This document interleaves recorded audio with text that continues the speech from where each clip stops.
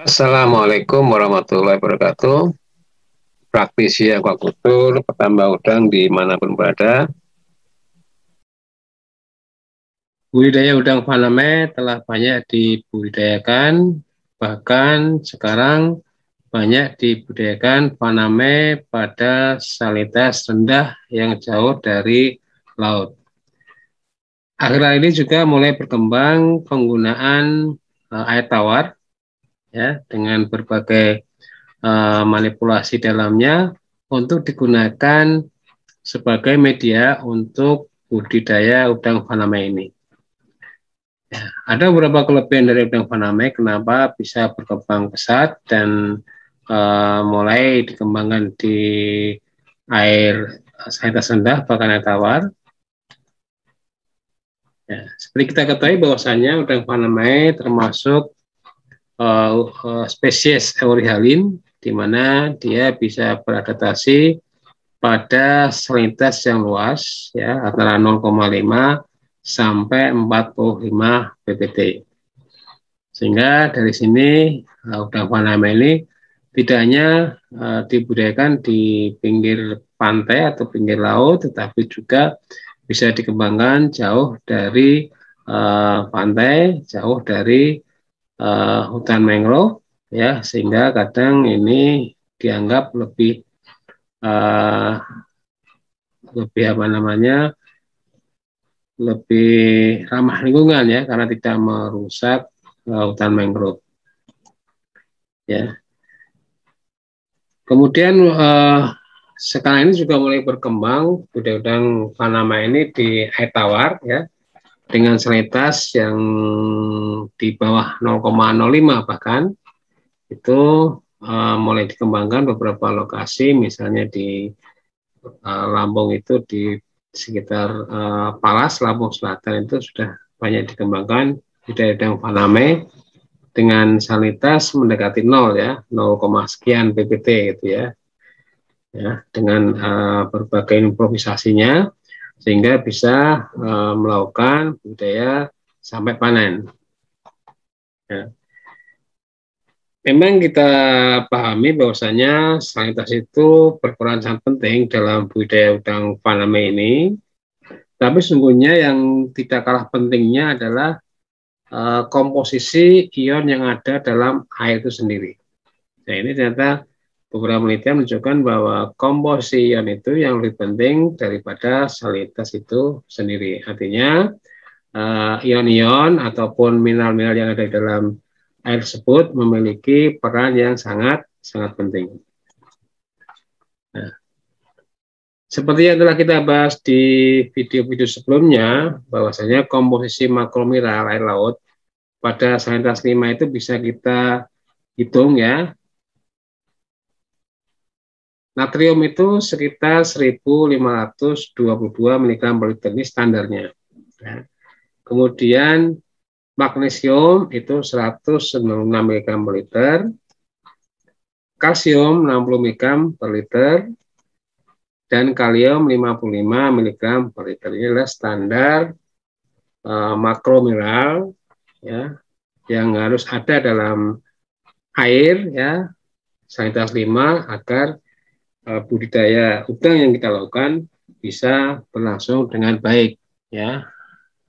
Tentunya di sini kalau kita bicara budidaya udang yang baik itu indikasinya adalah pertumbuhan dan juga tingkat kelangsungan hidup.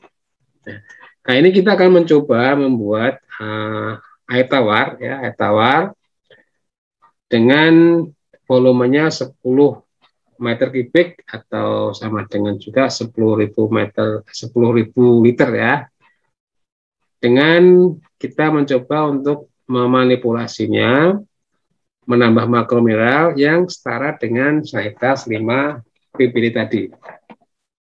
Ya, dengan 5 ppb tadi tentunya kita nanti akan menambah beberapa bahan ya, sebagai sumber natrium, kemudian magnesium, kalsium, dan juga kalium. Oke, ini kebutuhannya makromineral setara 5 ppb dengan volume air 10 meter kubik ya, atau 10.000 liter.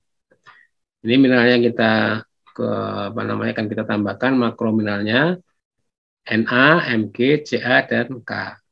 Ya, tadi salinitas 5 pt itu Na-nya standarnya 1522 mg per liter.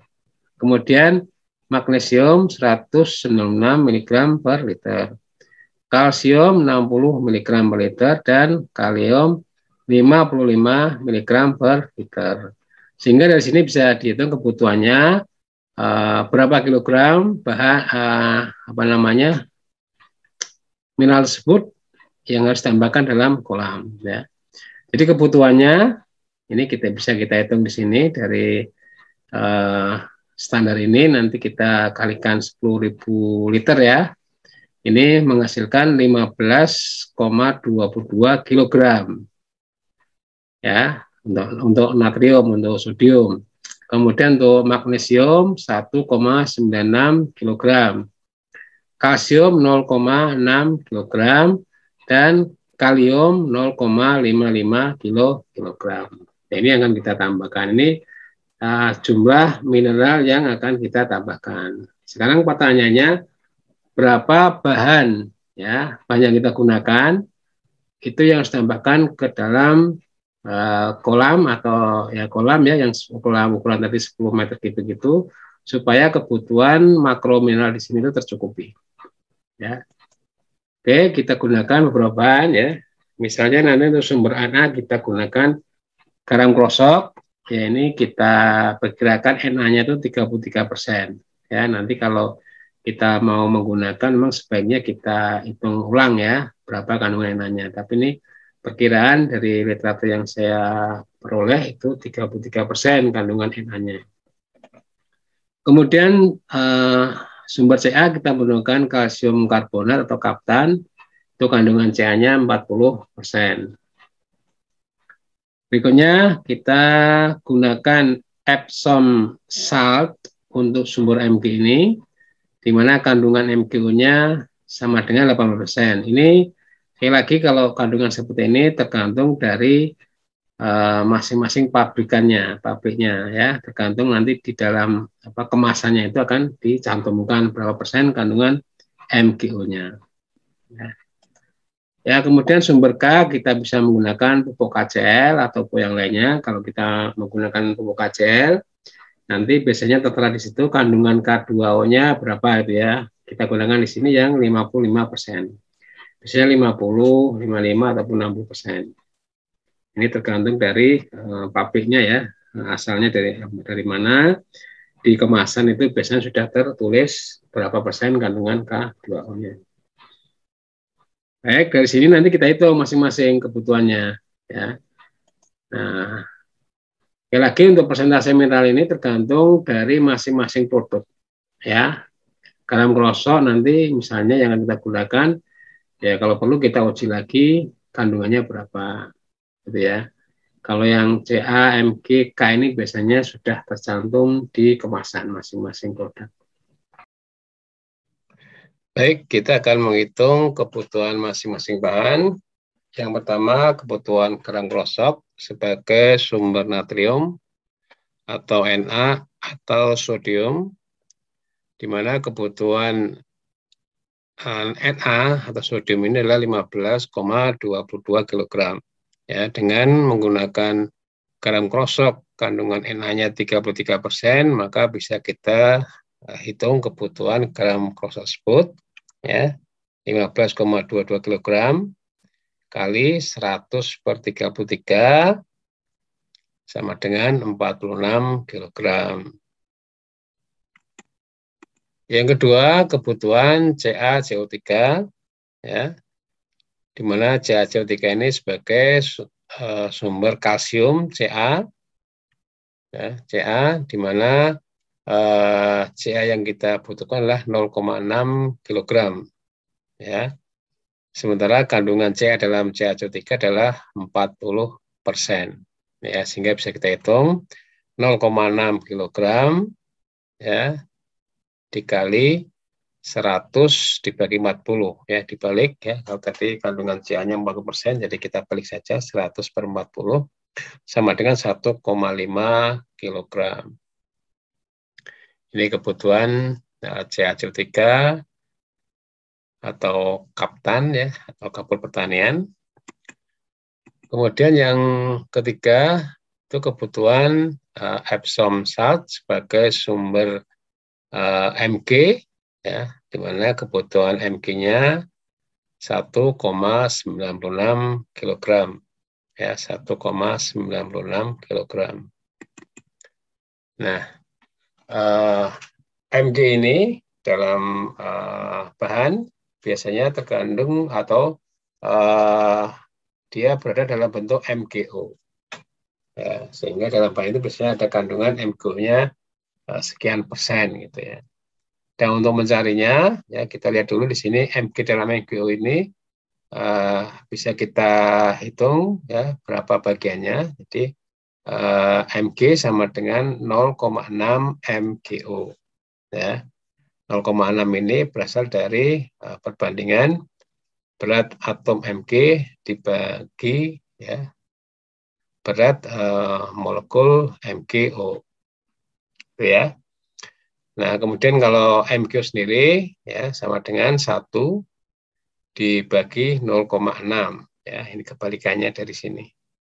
Sehingga akan muncul angka 1,67 Mg. Ya. Ini penting kita ketahui untuk menentukan bahan nanti ya, karena sekali lagi Mg dalam bahan itu biasanya dalam bentuk MgO. Ya. Dari sini kita bisa menghitung kebutuhan Epsom salt-nya ya, itu 100 dibagi 18 karena kandungan MgO pada Epsom salt itu 18% ya. Jadi kita balik dikali 1,67, ini 1,67 dan dikali kebutuhan Mg tersebut yaitu 1,96 kg. Sehingga dihasilkan angka 18,2 kg Epsom salt. HCl yang kita gunakan, ini kita hitung dulu kebutuhan mineralkannya sama dengan 0,55 kg.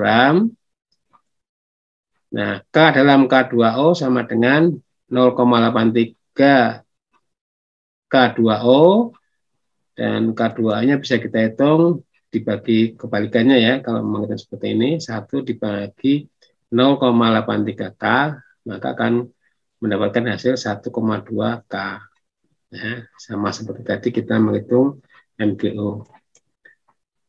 Nah, ini pupuk kaca yang digunakan atau yang dibutuhkan 100 bagi 55, tadi karena kandungan dari K2O itu 55%, kita balik 100 bagi 55, kali kebutuhannya berapa ini? 0,55 kg, ya, kali 1,2 di sini. Ya. Persis sama tadi kita ketika menghitung kebutuhan Epsom salt tadi ya, 1,2, sehingga akan didapatkan hasil 1,2 kg. Oke. Sehingga dari sini bisa kita simpulkan bahwa untuk membuat air tawar dengan kandungan makromineral yang setara dengan air bersalinitas 5 ppt, untuk 10 meter kubik air dibutuhkan bahan-bahan sebagai berikut. Garam krosok kita butuh 46,12 kg. Kaptan ya, CaCO3 kita butuh 1,5 kg. Kemudian Epsom salt-nya kita butuh 18,2 kg, dan pupuk KCl kita butuh 1,2 kg. Nah, ini gambaran secara umum seperti ini. Nah, ini nanti bisa jumlahnya bisa lebih kecil kalau kita menggunakan salinitas yang lebih rendah. Misalnya kita menggunakan 2,5 ppt, ya ini bisa kita bagi 2 ya. Ya, lebih kecil lagi jumlahnya. Jadi tergantung dari salinitas yang kita gunakan untuk memelihara udang faname. Itu ya, saya kira itu yang bisa saya sampaikan. Semoga apa yang saya sampaikan bisa dipahami dan bermanfaat, bisa dipraktekkan oleh petambak. Akhiri, wassalamualaikum warahmatullahi wabarakatuh.